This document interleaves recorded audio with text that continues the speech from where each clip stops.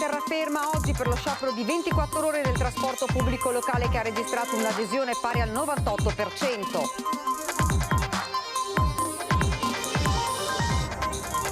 Hanno presentato documenti falsificati per ottenere rimborsi dei danni provocati dall'acqua alta nel novembre 2019. La Guardia di Finanza ha denunciato 13 persone.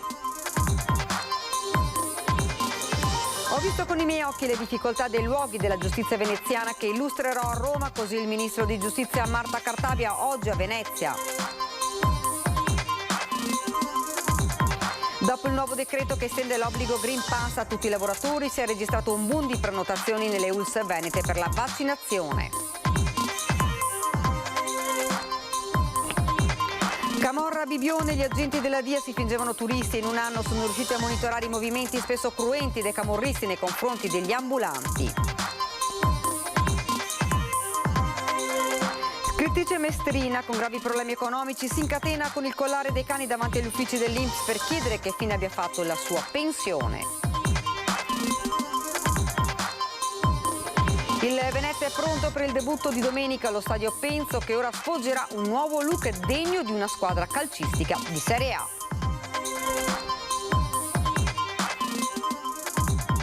Buonasera, ben ritrovati dalla redazione di Venezia. Dunque questi titoli di oggi, l'avete sentito, disagi e lunghe code a Venezia e terraferma per lo sciopero di 24 ore del trasporto pubblico locale che ha registrato un'adesione pari al 98%. Il 27 settembre siamo stati convocati in azienda per importanti comunicazioni che ci riguardano. In attesa dell'incontro di lunedì prossimo tra sindacati e vertici di CTV, massima adesione per l'agitazione del trasporto pubblico locale, visti tanti nodi da sciogliere. Alle 11.30 a Venezia, chiuso l'ingresso ai mezzi in Piazzale Roma con il traffico deviato dagli agenti della polizia locale verso il Tronchetto. Lunghe code in entrate di diversi chilometri con le auto già ferme praticamente all'ingresso del Ponte della Libertà. Piazzale Roma congestionata di gente in attesa di pullman e tram inesistenti per via dello sciopero, con i vaporetti pure a singhiozzo. Il timore è quello che l'azienda voglia applicare unilateralmente la disdetta anche per quanto riguarda la parte economica. Noi speriamo e auspichiamo che ciò non accada. L'agitazione è prevista per 24 ore nell'ambito dello sciopero nazionale appoggiata a Venezia da USB e CUB dei trasporti. La paura dei lavoratori e sindacati è che dal prossimo 1 ottobre possano esserci spiacevoli sorprese con tagli in busta paga decisi unilateralmente dall'azienda nonostante il ritorno dei turisti in città e non ultimi i pesanti rincari nei consumi delle bollette, dicono. Aumentano tutti i costi per le famiglie, toccare anche di un centesimo la busta paga di un lavoratore ci sembra decisamente troppo. Già in calendario il prossimo sciopero è previsto per lunedì 11 ottobre, stavolta proclamato da tutti i sindacati di base. Hanno presentato documenti falsificati per ottenere rimborsi dei danni provocati dall'acqua alta nel novembre 2019. La Guardia di Finanza ha denunciato 13 persone. La Guardia di Finanza di Venezia ha denunciato 13 persone che avrebbero ottenuto 230.000 euro di contributi erogati per l'acqua alta del novembre 2019 presentando falsa documentazione. L'attività nasce all'inizio di quest'anno nell'ambito di un protocollo d'intesa stipulato a livello centrale tra il nostro comando generale e il Dipartimento della Protezione Civile. Il Comune poi ha messo a disposizione dei finanzieri il database con i dati dei beneficiari, quindi sono stati avviati i controlli nei confronti di alcune imprese del centro storico. È emerso che appunto quei 12 di questi soggetti in particolare hanno presentato al rendiconto all'ufficio del commissario straordinario e quindi del comune di Venezia, in quanto appunto commissario straordinario, delle fatture per operazioni inesistenti attestanti costi sostenuti per acquistare beni che erano stati distrutti a seguito dell'emergenza appunto Acqua Grande. Fatture emesse da 5 aziende con sede in Veneto, Toscana, Puglia e Lombardia, intestate a enti di nazionalità cinese come le 12 persone denunciate. Il 13° soggetto è stato denunciato in quanto ha documentato appunto dei danni subiti dall'evento dell'Acqua Granda attraverso delle foto che erano state presentate in relazione a dei beni, appunto, attraverso delle foto che erano state anche presentate da un altro soggetto rientrante appunto tra i 12 soggetti economici, il quale questo altro soggetto aveva presentato anche fatture delle relazioni esistenti al rendiconto. In pratica gli stessi beni, per l'utilizzazione degli stessi beni era stato chiesto 2 volte il contributo per l'acqua alta. Le 13 persone sono accusate di truffa aggravata per il conseguimento di erogazioni pubbliche e utilizzo di fatture per operazioni inesistenti. I 12 operatori economici cinesi che hanno ottenuto i soldi ora dovranno restituirli. Ho visto con i miei occhi le difficoltà dei luoghi della giustizia veneziana che illustrerò a Roma, così il ministro di giustizia Marta Cartabia oggi a Venezia. Sono venuta subito appena è stato possibile dopo la vostra sollecitazione. Queste le parole di esordio del ministro della giustizia Marta Cartabia nell'incontro nell'aula di assise del Tribunale a Rialto dopo il sopralluogo lungo il cantiere della nuova cittadella della giustizia in Piazzale Roma a Venezia. Città dalla straordinaria bellezza nonostante i riconosciuti disagi che può comportare per la città della giustizia, così nel corso del suo intervento. Seduce la straordinaria unicità di questa città, ma perché sappiamo bene che sul piano della giustizia tutto questo, tutta questa bellezza si traduce in difficoltà aggiuntive.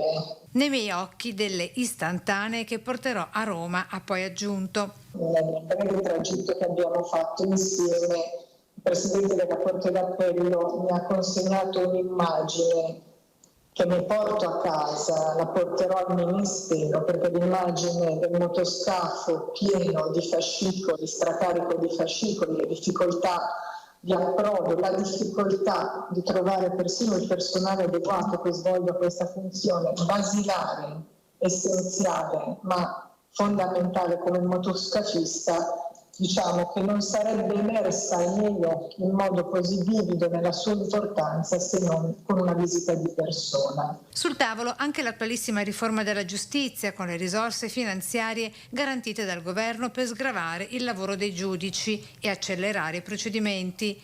L'ufficio del processo è l'aspetto a cui più tengo, è il mattone della cittadella delle riforme a cui stiamo lavorando, a quella in cui mi riconosco maggiormente. Così il ministro, per il quale si tratta del tassello che mancava per cominciare a svoltare. C'è l'immagine ora di una giustizia in cui il giudice non è più da solo, ma è supportato da una squadra di assistenti. È un cambio di paradigma, ha poi aggiunto, che viene da sperimentazioni fatte in altri settori e anche all'estero. La giustizia necessita imperiosamente di un cambio di passo. Dopo il nuovo decreto che estende l'obbligo del Green Pass a tutti i lavoratori come era prevedibile nelle ultime ore, si è registrato un boom di prenotazioni nelle ULSS venete per la vaccinazione. Abbiamo visto un aumento delle prenotazioni. Nei giorni scorsi, nelle settimane scorse, noi viaggiavamo a circa 4.000 prenotazioni al giorno, ieri sono state 9.000 e oggi mi dicono che sono già 21.000 le prenotazioni sul portale. Un primo risultato del nuovo decreto sul Green Pass esteso a tutti i lavoratori dal 15 ottobre c'è stato. Come accaduto con il precedente provvedimento, nelle ultime ore si è verificata una vera e propria corsa alla prenotazione per sottoporsi alla seduta vaccinale. La macchina del Veneto, che può contare oggi su un magazzino di 700.000 fiale, è pronta, mentre da lunedì negli hub della regione si inizierà con la terza dose. Coinvolti nella prima fase i soggetti vulnerabili e immunodepressi, complessivamente 72.000 persone, per poi passare agli over 80, a ospiti e operatori dell'RSA e ai sanitari. Tutto questo mentre nella nostra regione la curva dell'epidemia ha raggiunto il cosiddetto plateau, una fase di stabilità che si spera preceda quella discendente. Dall'ultimo monitoraggio dell'IS, l'R-Conti in Veneto si attesta a 0,80 con un'incidenza di 72 casi ogni 100.000 abitanti. Crescono di un punto percentuale le terapie intensive al 6%, al 4% l'area non critica, numeri dunque da piena zona bianca. E arrivano anche i dati sui primi 250 test consegnati dalle scuole sentinella. Tra questi nessuna positività, diversa la fotografia che arriva invece dal monitoraggio della regione negli istituti veneti. Abbiamo allo stato attuale ad oggi 44 studenti positivi con 450 circa studenti in quarantena. Preoccupano poi i dati che arrivano dalle cooperative trevigiane che gestiscono la collaborazione e la gestione dei contratti di lavoro delle badanti, secondo le quali nella Marca 7 badanti su 10 non intendono vaccinarsi. L'assessore Lanzarin spiega come si stia lavorando, anche alla luce dei focolai riscontrati le scorse settimane tra la comunità balcanica e dell'Est Europa, per avvicinare questa fascia di popolazione all'immunizzazione. Promuovere, investire, cercare di far passare il messaggio. È chiaro che se cominciano a essere numeri importanti, questo mette sicuramente in difficoltà il sistema dell'assistenza domiciliare. Maestra no mask in rianimazione. Sabrina Pattarello, 45 anni, continua ad essere ricoverata intubata ed in gravissime condizioni nel reparto di terapia intensiva dell'ospedale dell'Angela Mestre. Prima del ricovero in rianimazione ai medici che la curavano non avrebbe manifestato segni di pentimento, ma non avrebbe nemmeno rivendicato la sua scelta. Nel quartiere di Catene Marghera, dove vive, la notizia del suo ricovero ha raggiunto tutti. A Treviso, dove insegnava la sua scelta di non indossare la mascherina ostinatamente portata avanti anche dopo i richiami, aveva scatenato la reazione delle mamme che i bambini della scuola e quindi dei bambini della scuola che avevano quindi segnalato poi il fatto. Ed ora invece torniamo a parlare di quanto accaduto a Bibbione. Gli agenti della DIA si fingevano turisti e in un anno sono riusciti a monitorare i movimenti spesso cruenti dei camorristi nei confronti degli ambulanti. Mentre si svolgono gli interrogatori emergono sempre più dettagli sul modus operandi di Pietro D'Antonio, ora in carcere a Trieste, e dei suoi complici prima del blitz della DIA e della Guardia di Finanza a Bibbione. La procura ha deciso di intervenire tempestivamente per dare un segnale alla popolazione e agli ambulanti che si erano opposti al volere di D'Antonio, boss del gruppo. In un anno sono stati pedinati dagli uomini della DIA che fingevano di essere turisti. Hanno visto tutto, dal blitz con i camion dei D'Antonio per bloccare la strada e impedire il mercato, alle ricognizioni organizzate per mettere paura agli ambulanti che si opponevano. È dalle intercettazioni e dai pedinamenti che emerge la volontà di appropriarsi del territorio per imporre le proprie direttive sull'assegnazione dei posti al mercato. Non è però mai arrivata alcuna denuncia, gli ambulanti avevano troppa paura. La DIA ha registrato quello che accadeva ogni giorno al mercato del Lido del Sole. A volte sapeva cosa sarebbe accaduto, come quella sera che era stato programmato il ribaltamento della bancarella dei dolci di un ambulante che continuava ad aprire nonostante il divieto e in cui si sono presentati in divisa gli agenti proprio per presidiare la zona. La Guardia di Finanza di Trieste sta lavorando a un'ipotesi di autoriciclaggio perché D'Antonio, vendendo in nero merce contraffatta e utilizzando false fatture, avrebbe accumulato un patrimonio notevole depositato in conti correnti ciechi. Scrittrice Mestrina in gravi ristrettezze economiche si incatena con il collare dei cani davanti agli uffici dell'INPS per chiedere che fine abbia fatto la sua pensione. Dai post provocatori ai fatti, il pass è stato breve. Sui social chiedeva di essere adottata come femmina di razza umana vaccinata e automunita. Oggi la sfida è stata superiore ad ogni aspettativa. Munita di collare, si è incatenata ad uno degli uffici INPS di Mestre per sollecitare la sua pratica ferma incancrenita da oltre un anno e mezzo. Lei è Silvia Moscati, scrittrice mestrina. Per l'ennesima volta chiedevo una risposta alla mia pratica che da 20 mesi è sui loro tavoli, sulle loro scrivanie, persa da qualche parte. Un presente di gravi e pesanti ristrettezze economiche con la forza e il coraggio di lottare e combattere per ottenere la sua pensione. Esattamente la pensione di vecchiaia e per 20 anni di lavoro, pertanto con dei contributi versati. Durante questa fase dell'istruttoria di questa pratica sembrerebbe ci fosse stato dell'inghippo o della contribuzione non versata o di altri problemi. Esasperata e stanca delle mancate risposte, delle infruttuose attese, la decisione incatenarsi con il collare di Mary e Hannah, i due meravigliosi beagle, mamma e figlia, salvati da morte certa, da cui a causa della sua indigenza si è dovuta a suo malgrado separare affidandoli ad un rifugio di Ravenna. che ho salvato da Green Hill quando c'è stata l'uscita dei cani dalla vivisezione, eccetera. E io avevo preso queste 2 cagnoline e le ho tenute fino ad oggi, ma ho dovuto darle in adozione, essendo ridotta molto male, non avendo nessuna altra entrata per poter vivere. Silvia, stimata scrittrice e autrice di molti articoli per quotidiani e riviste online, chiede soltanto di poter vivere dignitosamente, percependo ciò che le spetta, la sua pensione. La sua pratica però, sembra da Mestre, si trovi ora all'INPS di Treviso. E invece la faccenda è rimandata a lunedì. La storia continua. Il Venezia è pronto per il debutto di domenica allo Stadio Penzo, che ha un nuovo look degno di una squadra calcistica di Serie A. In 100 giorni lo Stadio Penzo è passato da 7.500 a 11.150 posti. Un risultato ottenuto in tempi record, e domenica la casa storica del Venezia a Sant'Elena ospiterà la sfida casalinga contro lo Spezia. Un grande lavoro di squadra, un lavoro di squadra eccezionale che ha portato a questo risultato. Devo ringraziare davvero tutte le persone che hanno collaborato e tutti gli enti e le istituzioni che sono state coinvolte, perché fin dal primo momento è stata dimostrata una grande collaborazione, un grande spirito di squadra, e tutti hanno voluto fin dall'inizio riuscire a raggiungere questo obiettivo. Gli interventi hanno portato al rifacimento di tribune con seggiolini arancio-nero-verdi che simulano un'onda in tutti i settori, spogliatoi e area hospitality con una terrazza panoramica, area stampa e mix zone. Per una parte di queste funzioni è stato costruito da zero un nuovo edificio di 250 metri quadri, più la parte tecnologica costituita da un impianto audio, videosorveglianza, internet, sicurezza e luci. Per Andrea Cardinaletti, responsabile infrastrutture della società, l'obiettivo dello stadio è quello di dare un contributo alla città. Il percorso non è finito, ha detto. Speriamo che questo impianto migliori e progredisca. Avremo 8 bar e ognuno porterà il nome di un'isola della laguna.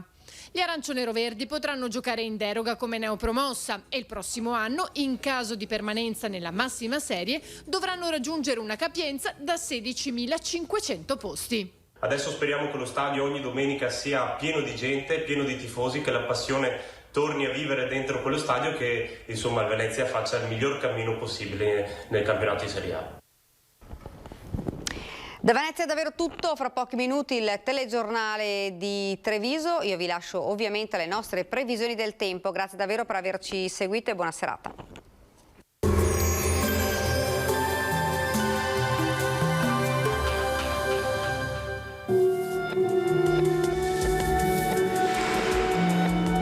Prosecco DOC millesimato Extra Dry. Cantine I Padroncini. Bentrovati al meteo. Una nuova perturbazione colpisce il nord, peggiora ancora il tempo sul nostro territorio, dove tra l'altro avremo anche un sensibile calo termico. Vediamo il dettaglio.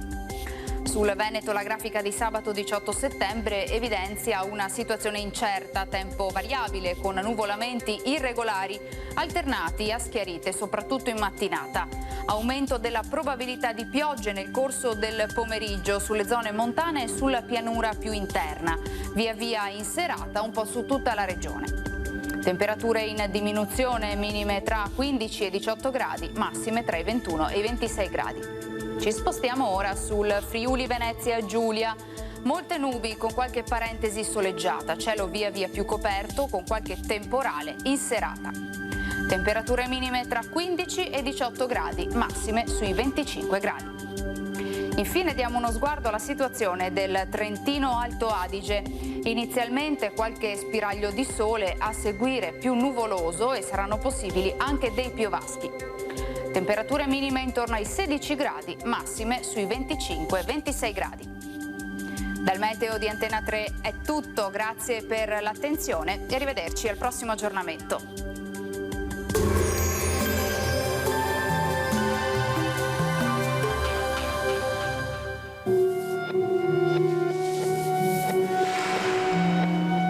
Prosecco DOC millesimato Extra Dry. Cantine I Padroncini.